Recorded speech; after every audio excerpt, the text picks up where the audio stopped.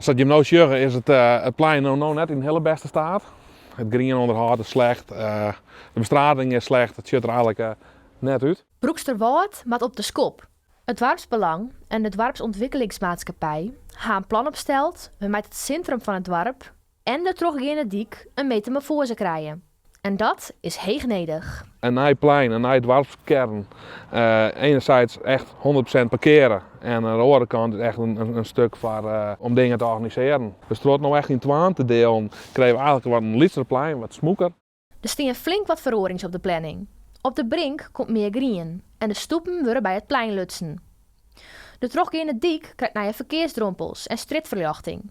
De Tytsjerker die zullen we daar. En door haagjes rond te brengen, hier eigenlijk bij de hele dikdeel, maken die dik wat sneller. Zodat we op die manier een beetje een dwarsvluttelijk krijgen en dat eigenlijk de snelheid recht uitgaat.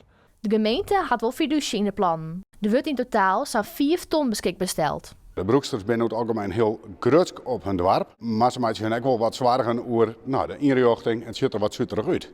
Maar een visitekaartje worden, en daar had de Dom zich heel wat voor inzet om daar een prachtig ontwerp van te maken. We hebben als college heel creatief bezig geweest om in alle hoekjes en gatjes van begrutting middelen te vinden om in Broeksterwâld deze stap te maken. Maar we hopen en we vertrouwen er ook op dat de Ries u daarin steunt op 21 december. Er wordt al jaren praat over de vernijing van Broeksterwâld, maar die plannen kwamen neer van de groen. De inwoners hebben het gevoel dat ze erfte blijven op omliggende dorpen, die het wol vernaaid binnen. De Broeksters binnen daarmee te schroeven dat er eindelijk concrete plannen liggen. Het mooiste is, en dat is direct de insteek van de gemeente, dat we eigenlijk alle stukken realiseren. Dus in een ombesteding, de brink en de kaal waar je in één keer aanpakken. Dus dan hopen we aan het begin hier te kunnen starten met, samen met de gemeente bij de ombesteding. Dat we dan eigenlijk voor het bouwvak de schep wel in de groen gaan en los kennen.